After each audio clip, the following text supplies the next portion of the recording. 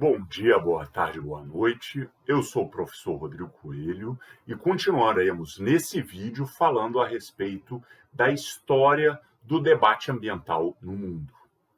A gente já tem aqui um vídeo a respeito do relatório Brundtland, onde a gente fala do conceito de desenvolvimento sustentável. E a grande força desse conceito é a sua falta de precisão. Ou seja, ele permite que cada parte interessada entenda o que quer a respeito de desenvolvimento sustentável.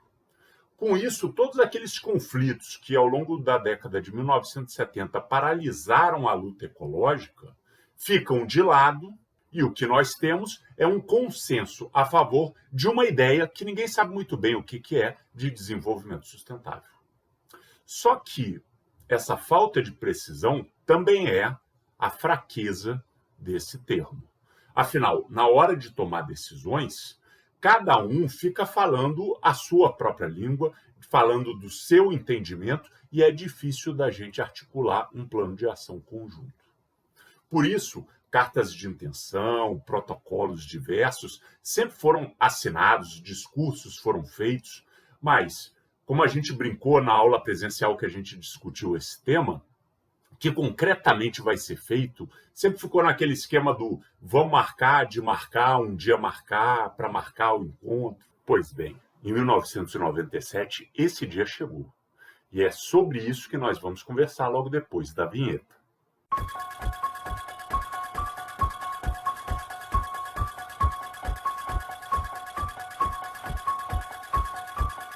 Bom, vamos fazer aquele suspense básico. Ao invés de ir direto falando da tentativa de um plano de ação, vamos retomar como é que a gente chegou aqui nessa situação. E o básico é voltar ao vídeo que falou da Rio 92. Ali, no meio das festas, foram assinados muitos protocolos, inclusive a Convenção sobre a Mudança do Clima. Vale destacar que a Convenção sobre a Mudança do Clima foi criada com o objetivo central de estabilizar e chamar a atenção para a concentração de gases de efeito estufa na atmosfera terrestre. São esses gases que agravam a questão do aquecimento global. Essa convenção ganhou uma regulamentação na forma da Convenção Quadro das Nações Unidas para as Alterações Climáticas, que existe desde 1992. Aqui no Brasil, a Convenção Quadro foi ratificada em 1998 pelo Decreto número 2652. Pois bem, no âmbito mundial, para avaliar o progresso das medidas tomadas pelos estados que ratificaram a Convenção Quadro, os estados-parte, que são chamados todos aqueles que assinaram, e para também clarear quais ações que a gente deve tomar para alcançar os objetivos, foi criada a Conferência das Partes, COP. Essa conferência é o organismo supremo de decisão da Convenção Quadro. E essas COPs ocorrem anualmente desde 1995. Deixa eu botar aqui um quadro do tempo aqui. Veja só que nos anos 90, a maioria das COPs ocorreu em países europeus. E já a partir dos anos 2000, temos uma alternância. Um ano num país europeu, no outro ano num país da periferia do capitalismo mundial. É um parâmetro que continua valendo nos encontros da década seguinte. Em 2020, por conta da pandemia, não houve COP, mas ela volta em 2021 com a COP26 em Glasgow, no Reino Unido. Pois bem, já na primeira, em 1995, na Alemanha, caiu a ficha de que os objetivos iniciais da Convenção Quadro não eram suficientes. Então, eles criaram o que ficou conhecido como o Mandato de Berlim, um grupo que iria pensar em como avançar em ações concretas para os objetivos iniciais. E foi naquele momento que você vira e fala assim, precisamos marcar alguma coisa. Em 1996, na Suíça, saiu a Declaração de Genebra, que reiterou a importância de acordos vinculativos que reforcem as responsabilidades dos Estados-partes. Contudo, nenhum acordo específico, prático, foi criado. Então, é aquele momento do, isso aí, vamos marcar alguma coisa. E é nessa pegada que a gente chega em 1997, na cidade de Kyoto, no Japão. E aí, para surpresa de todo mundo, ao invés de mais uma vez empurrar com a barriga essa questão, a COP formalizou o Protocolo de Kyoto. Pela primeira vez, metas concretas foram estabelecidas para o mundo. E que metas são essas? Basicamente, o objetivo era afirmar um compromisso que reduzisse o volume de gases que destroem a camada de ozônio na atmosfera. E é essa destruição da camada de ozônio que a ciência aponta que é a causa, ou pelo menos uma das causas, da mudança climática. Então, o objetivo é diminuir a emissão de gases na atmosfera, de tal forma que a gente diminua o buraco na camada de ozônio, de tal forma que a gente retarde a mudança climática. Como é que seria essa diminuição? Aí no artigo 3º do Protocolo de Quioto está definido. São emissões antrópicas feitas pelo homem, expressas em dióxido de carbono, ou seja, o dióxido de carbono seria a moeda a ser contabilizada, e essas emissões antrópicas agregadas de todo mundo passam a ter um teto que é 5% menor do que o que foi observado em 1990. Isso deve ser feito entre 2008 e 2012, apesar que esse mesmo artigo 3º determina que os países devem ter progressos comprovados já a partir de 2005. Quando fala de 2008 a 2012, ele está falando do prazo para você alcançar, completar a meta. Bom, e essa diminuição de 5% é exigida para todos os países? Não.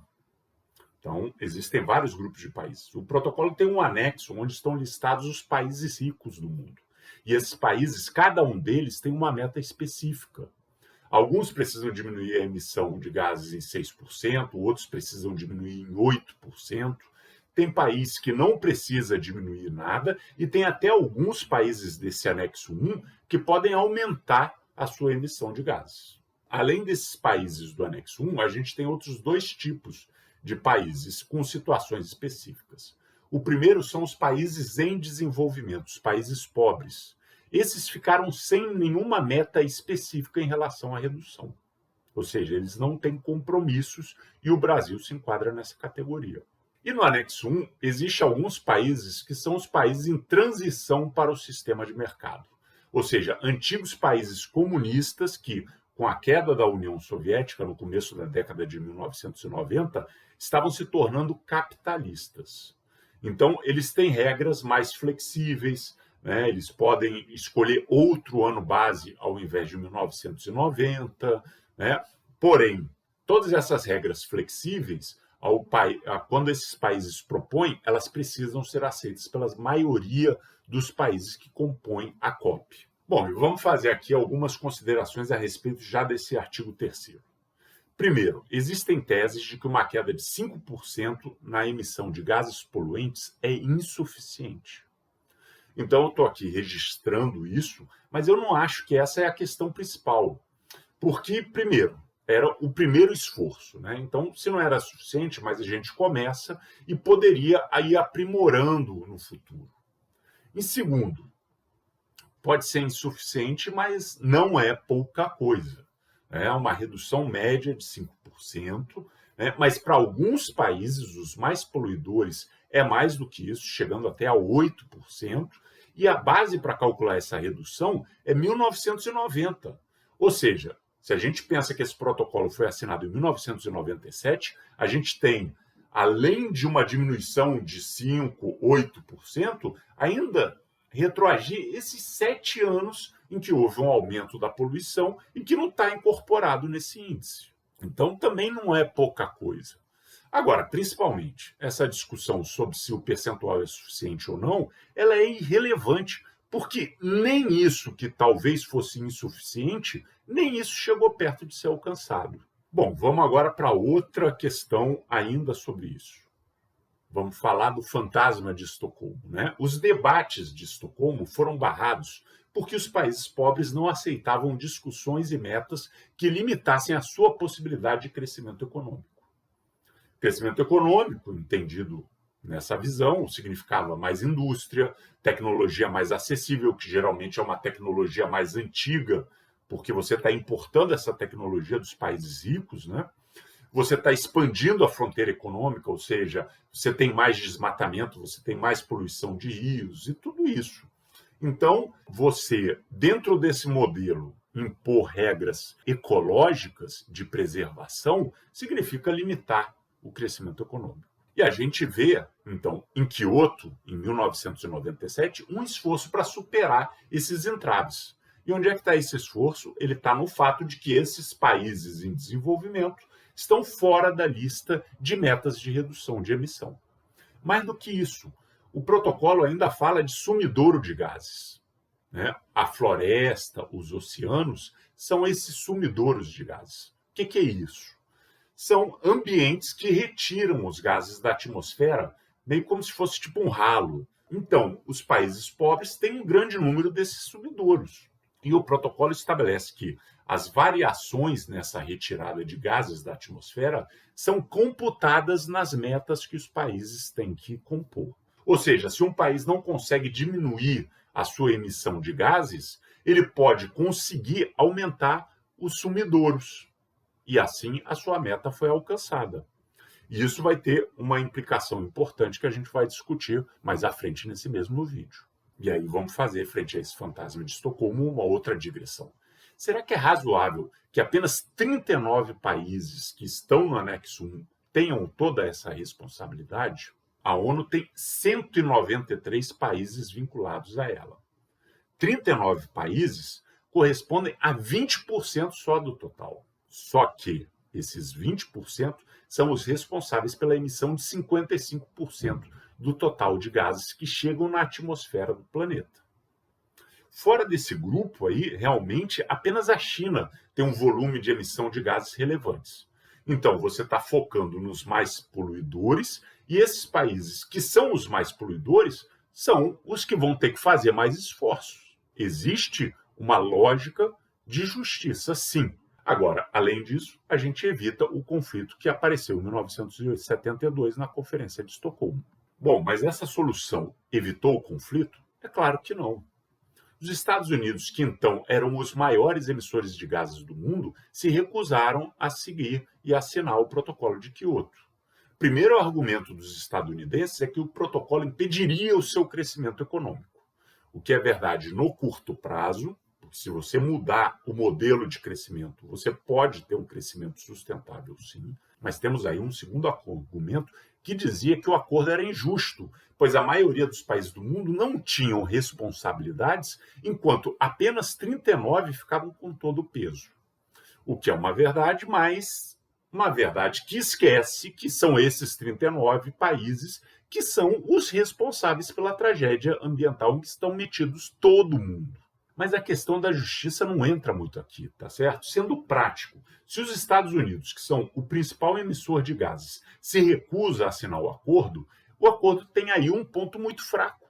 Outros países, e aí eu dou o exemplo do Canadá, abandonam o acordo porque, se os Estados Unidos não estão participando, eu vou fazer um esforço que no final não vai dar o resultado pretendido. E aí a gente chega num ponto, o acordo naufragou porque ele somente interessava quando a gente discute a questão da sustentabilidade, empurrando o esforço para os países pobres. Quando chega a hora da verdade para os ricos, eles pulam fora. Agora, vamos voltar ao acordo, né? Como é que seria feita essa redução? São várias possibilidades que estão listadas lá.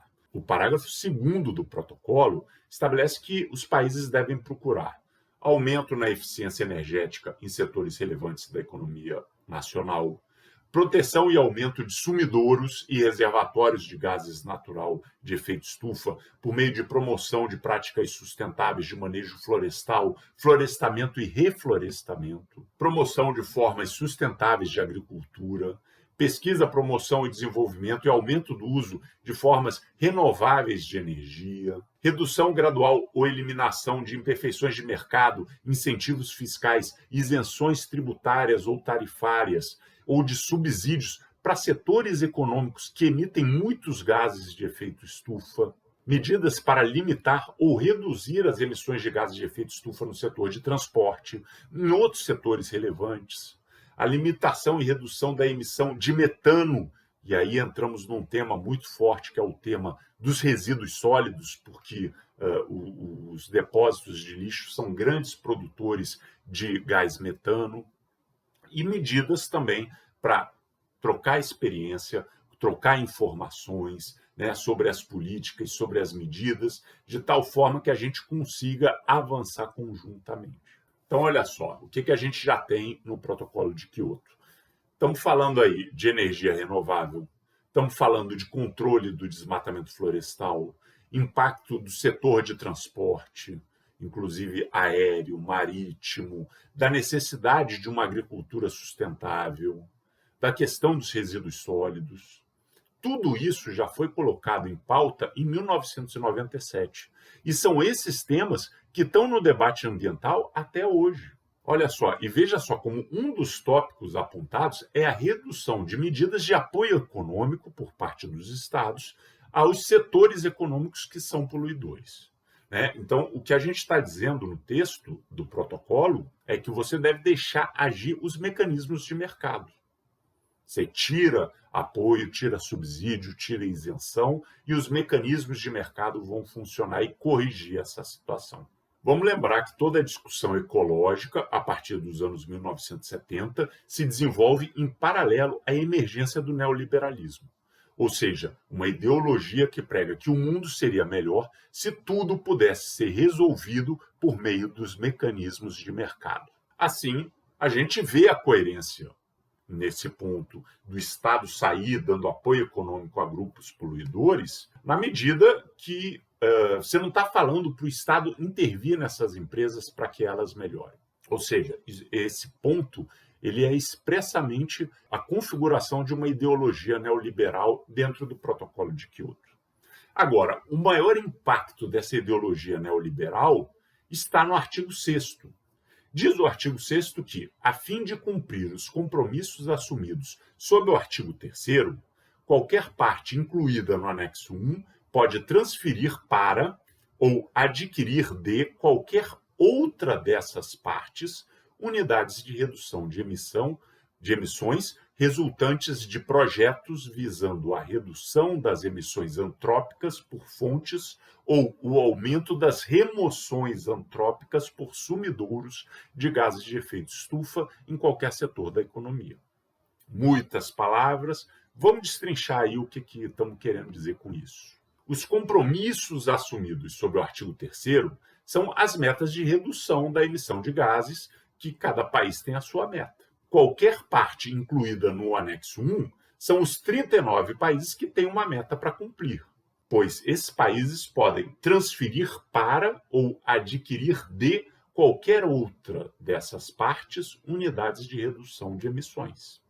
Qualquer outra dessas partes são os países pobres que não têm as metas a serem cumpridas. E aí estamos dizendo que os países ricos, que têm metas, podem transferir para os países pobres ou podem adquirir dos países pobres unidades de redução de emissões.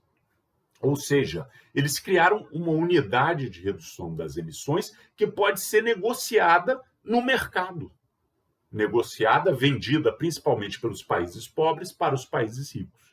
Em outras palavras, os países ricos não precisam verdadeiramente diminuir a sua emissão de gases na atmosfera, pois eles podem comprar meio ambiente preservado dos países pobres. Esse mecanismo é chamado popularmente de créditos de carbono, né? E ele tem muitas facetas. A primeira delas é que, dentro da ideia de fortalecer a ideologia neoliberal, o meio ambiente vira uma mercadoria que pode ser negociada como qualquer outra. E a gente tem aqui a concretização do que a Irina Mikhailova nos apresentou como conceito de sustentabilidade fraca. Ou seja, é possível fazer um cálculo econômico para avaliar se a destruição do meio ambiente vai compensar ou não. A vida se torna uma mercadoria que a gente vai comercializar num mercado, como a gente comercializa celulares, como a gente comercializa acesso à internet, como a gente comercializa carros. Outro ponto que a gente pode pensar dessa faceta dos protocolos, dos créditos de carbono, é a generosidade que pareceu dos países ricos em deixar de fora das metas os países pobres, né? Ou seja, o esforço seria apenas dos países ricos. Mas olha só, vamos pensar comigo, se os países pobres também tivessem metas de redução das emissões, eles não iam poder vender o resultado dos seus esforços. Ou eles venderiam apenas aquela redução que superasse as suas metas. E isso ia acabar encarecendo esse mercado que estava sendo criado. Então, o que foi feito? Ao contrário, foi transformar os países pobres em fornecedores de crédito de carbono para os países ricos. Então, lembra aí aquela aula de história que falava da colonização brasileira? Que daí o Brasil, mas que isso vale para toda a América Latina, vale para a África, vale para a Ásia, né? Que esses países que eram colonizados serviam para fornecer matéria-prima para os países ricos. Então, é a mesma lógica que a gente está trabalhando aqui. Aquela história de que a preocupação ecológica iria limitar o crescimento dos países, ela não existe para os países ricos. Eles podem continuar crescendo sem amarra, porque como eles vão ter dinheiro, eles transferem as limitações que eles poderiam ter para os países pobres. Países pobres que ficaram super felizes com isso. Olha só esses artigos que rapidamente eu achei na internet, falando da situação mexicana, do Brasil, da Argentina, da Colômbia.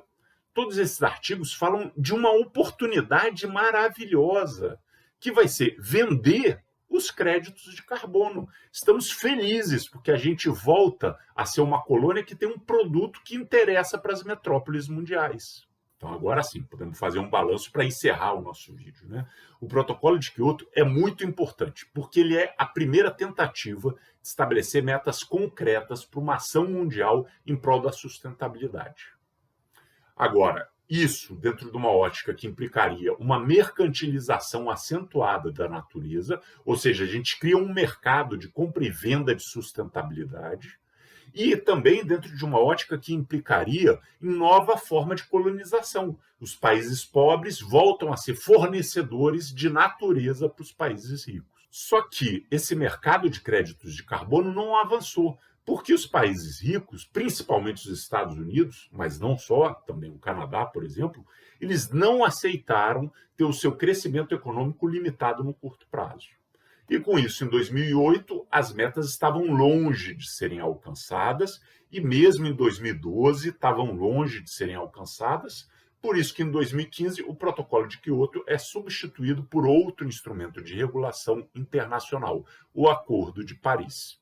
Eu agradeço pela atenção de todos nesse vídeo até aqui. Na descrição do vídeo eu vou botar o link para a íntegra do Protocolo de Quioto na sua versão brasileira. Então você vai até lá, leia o documento original. Eu sempre lembro que assistir vídeos na internet não é estudar. Esse vídeo aqui é uma introdução, é um roteiro para facilitar o estudo de vocês. Nada substitui a leitura dos documentos originais que vocês devem fazer, ok? Então, bons estudos e ao trabalho.